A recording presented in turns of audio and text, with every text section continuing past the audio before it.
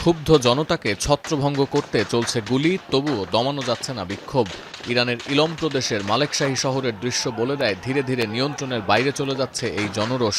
2022 সালে পুলিশি হেফাজতে মাশা আমিনির মৃত্যুর পর এটাই ইরানের সবচেয়ে বড় গণ আন্দোলন। ইরানের 31টি প্রদেশে 27টিতেই ছড়িয়ে পড়েছে সহিংস বিক্ষোভ। 80টি শহরের 2 শতাধিক স্থানে নিরাপত্তা কর্মীদের সঙ্গে সংঘাতে জড়িয়েছে বিক্ষোভকারীরা। আইনশৃঙ্খলা বাহিনীর সদস্যসহ প্রাণ গেছে বহু মানুষের। লুটপাটের আশঙ্কায় বেশ কয়েকটি প্রদেশে গেল 3 দিন ধরে বন্ধ দোকানপাট, ব্যবসা প্রতিষ্ঠান। বিক্ষোভে যোগ দিয়েছে 17 বিশ্ববিদ্যালয়ের শিক্ষার্থীরা। তেহরান, বোজনোর্ড, কাজভিন, ইস্পাহান, বাবেল সহ বেশ কয়েকটি শহর থেকে আটক করা হয়েছে 1200-র বেশি আন্দোলনকারীকে।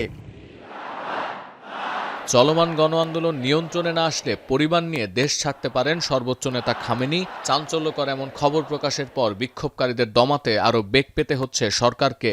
উত্তাল এই জনরোষের পাশাপাশি যুক্তরাষ্ট্রের হামলার ঝুঁকি নিয়েও যথেষ্ট উদ্বেগে তেহরান। সামরিক অভিযান চালিয়ে ভেনিজুয়েলার প্রেসিডেন্টকে তুলে আনার পর সোমবার মেক ইরান গ্রেট এগেইন লেখা একটি কালো টুপি হাতে ছবি তুলেছেন ট্রাম্প। এই ছবি নিয়ে তোলপাড় আন্তর্জাতিক গণমাধ্যম। ভেনিজুয়েলার পর ইরানের সরকার পরিবর্তনের দিকে নজর ট্রাম্পের, এমন আভাসও দিচ্ছেন বিশ্লেষকরা। जो कि अमेरिका के लिए नापसंदीदा करार दिए गए हैं, उनका नंबर भी लगेगा और इस हवाले से नेक्स्ट स्टॉप ईरान का जिक्र किया जा रहा है और कहा जा रहा है। ওয়াশিংটনের গতিবিধি নিয়ে মোটেও স্বস্তিতে নেই তেহরান। ইরানের পররাষ্ট্র দপ্তরের অভিযোগ, আন্দোলনকারীদের বাইরে থেকে উস্কানি দিচ্ছে যুক্তরাষ্ট্র ও ইসরায়েল।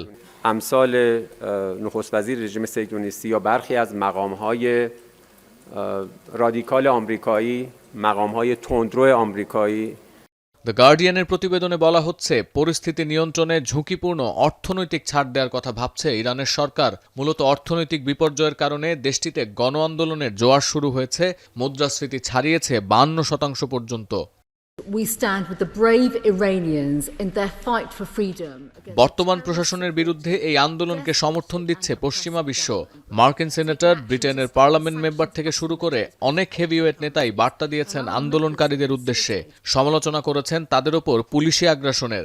যদিও যুক্তরাষ্ট্রের আইন প্রণেতারা চান পরবর্তীতে কোনো দেশে সামরিক অভিযান চালানোর আগে কংগ্রেসের অনুমোদন নেবেন মার্কিন প্রেসিডেন্ট। সতীর্থ কর্মকার, এখন বিশ্ব।